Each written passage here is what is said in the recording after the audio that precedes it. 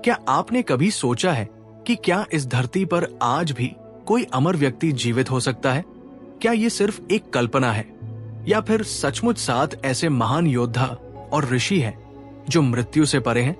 शास्त्रों में वर्णित 7 चिरंजीवी अमर आत्माएं जो युगों से इस पृथ्वी पर मौजूद हैं और जिनका अंत नहीं हुआ। इनमें से कुछ को आशीर्वाद मिला तो कुछ को श्राप, लेकिन इनकी कहानियां आज भी रहस्य बनी हुई है। क्या अश्वत्थामा आज भी जंगलों में भटक रहे हैं? क्या भगवान हनुमान अभी भी भक्तों की सहायता करते हैं? क्या परशुराम सच में कल की अवतार के आने का इंतजार कर रहे हैं? क्या आप जानते हैं कि परशुराम भगवान विष्णु के 6ठे अवतार हैं? अगर आप भगवान विष्णु के सभी अवतारों को गहराई से समझना चाहते हैं तो ये वीडियो जरूर देखें। मैंने वीडियो का लिंक डिस्क्रिप्शन में भी जोड़ दिया है। आज हम आपको बताएंगे इन 7 अमर विभूतियों की गहरी और रोमांचक कहानियां जो आपको हैरान कर देंगी। तो आइए इस अद्भुत यात्रा की शुरुआत करते हैं। कल्पना कीजिए, समय का पहिया आगे बढ़ता जा रहा है, राजवंश बनते और मिटते जा रहे हैं, पर कुछ आत्माएं हैं जो कभी नहीं मिटती। ये वो अस्तित्व है जो अनादि काल से जीवित है और युगों युगों तक जीवित रहेंगे। लेकिन सवाल ये उठता है, चिरंजीवी आखिर होते कौन है? संस्कृत शब्द चिरंजीवी 2 भागों से मिलकर बना है। चिर यानी लंबे समय तक और जीवी यानी जीवित रहने वाला, अर्थात ऐसे व्यक्ति जिन्हें काल और मृत्यु भी नहीं छू सकते। हिंदू धर्मशास्त्रों के अनुसार इन 7 महान आत्माओं को या तो अमरत्व का वरदान मिला या फिर किसी श्राप के कारण वे मृत्यु को प्राप्त नहीं हो सके। इनका अस्तित्व किसी न किसी महान उद्देश्य से जुड़ा हुआ है। कहा जाता है कि ये चिरंजीवी इस धरती पर तब तक रहेंगे जब तक धर्म का पूर्ण रूप से पतन नहीं हो जाता और सत्य की पुनः स्थापना के लिए किसी अवतार का आगमन नहीं होता। चलिए शुरू करते हैं। एक योद्धा जो महाभारत के युद्ध का प्रत्यक्षदर्शी था, एक वीर जिसने कौरवों के पक्ष से लड़ते हुए अर्जुन जैसे महायोद्धा का सामना किया, लेकिन आज भी वो इस धरती पर भटक रहा है, अकेला, श्रापित और पीड़ा से भरा हुआ। उस योद्धा का नाम था अश्वत्थामा।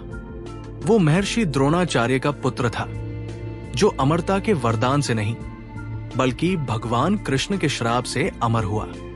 आखिर क्यों दिया गया अश्वत्थामा को ये भयंकर श्राप? क्या सच में वो आज भी इस धरती पर भटक रहा है?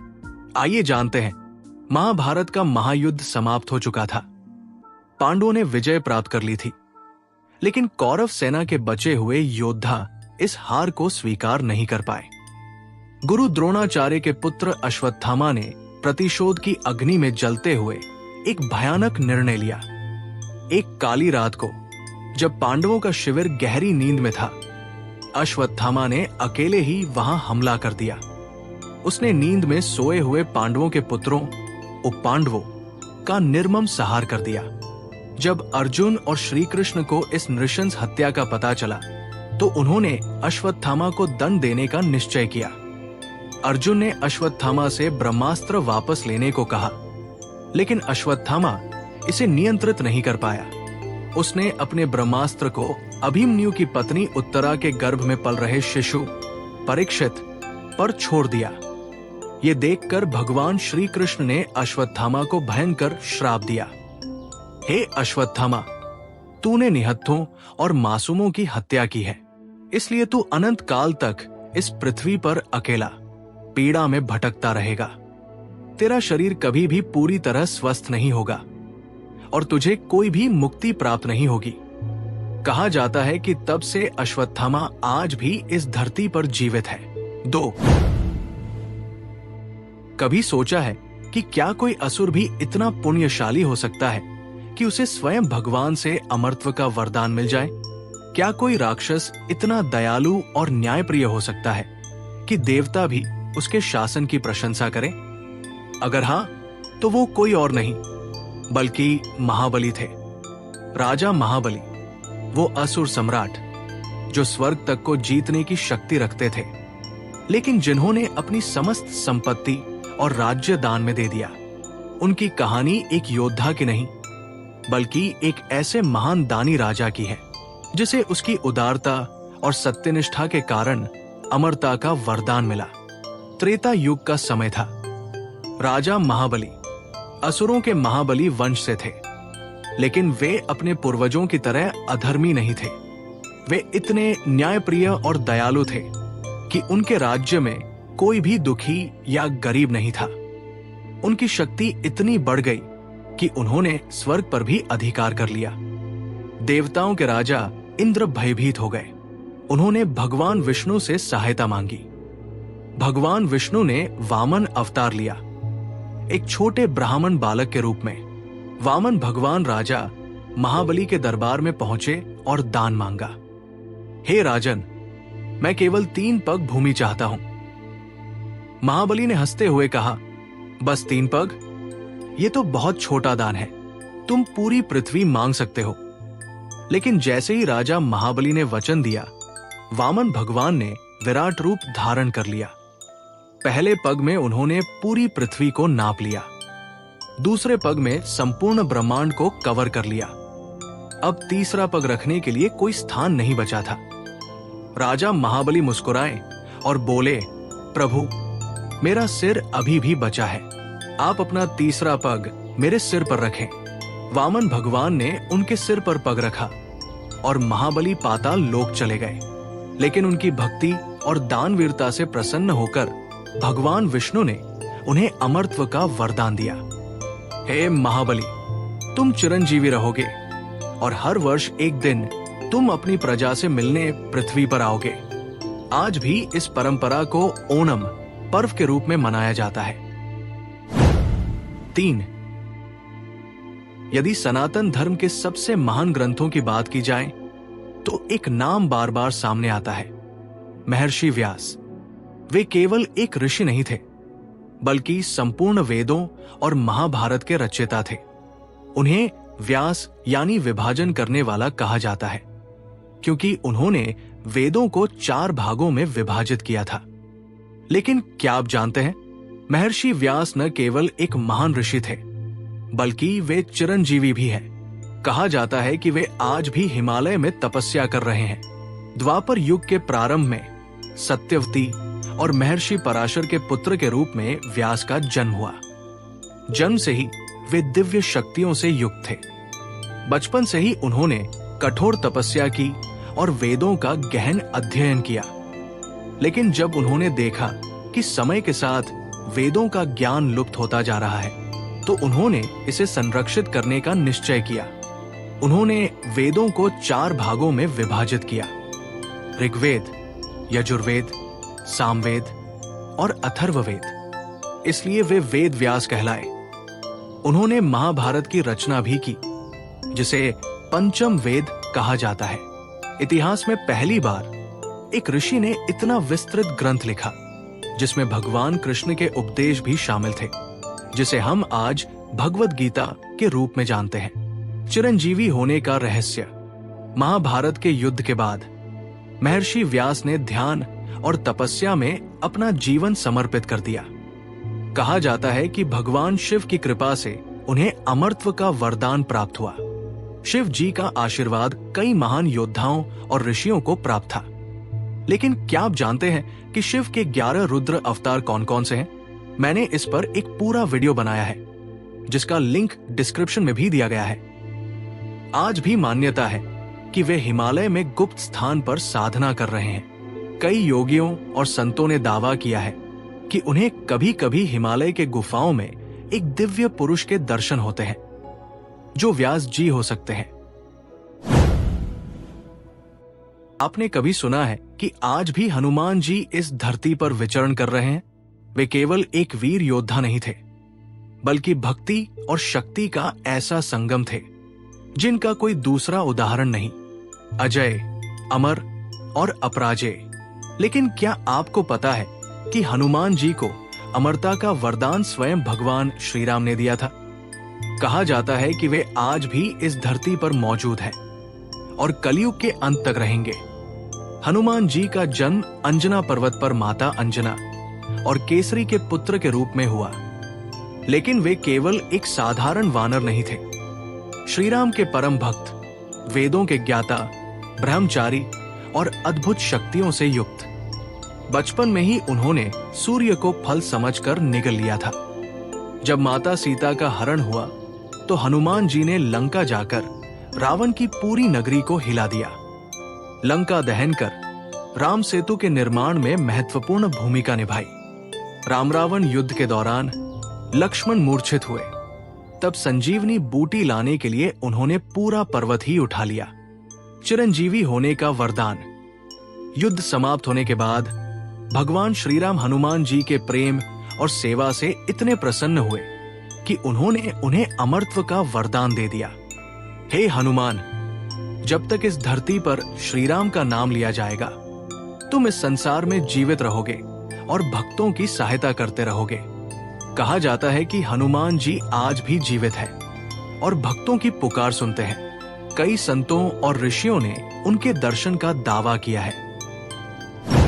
5. क्या कोई असुर भी चिरंजीवी हो सकता है? रावण के भाई विभीषण ने यह सिद्ध कर दिया कि भले ही जन्म राक्षस कुल में हुआ हो, लेकिन धर्म के मार्ग पर चलने वाला व्यक्ति अमर हो सकता है। उन्होंने भगवान राम का साथ देकर न केवल अधर्म के विरुद्ध लड़ाई लड़ी, बल्कि लंका के सिंहासन पर भी बैठे। लेकिन क्या आप जानते हैं कि आज भी विभीषण इस पृथ्वी पर जीवित हैं? रावण के छोटे भाई विभीषण जन्म से ही धर्मपरायण थे।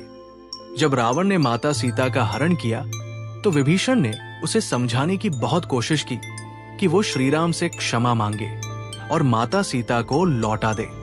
लेकिन रावण अहंकारी था और विभीषण की बात मानने को तैयार नहीं था। जब बार बार चेताने के बावजूद रावण नहीं माना तो विभीषण ने लंका छोड़ दी और श्री राम की शरण में चले गए। भगवान राम ने उनकी भक्ति और सत्यनिष्ठा को देखकर उन्हें गले लगा लिया और कहा, जो मेरा आश्रय लेता है मैं उसे कभी नहीं छोड़ता। जब रावण मारा गया तब श्री राम ने विभीषण को लंका का राजा बना दिया और राज्याभिषेक किया। लेकिन उनका जीवन केवल राज्य करने तक सीमित नहीं रहा।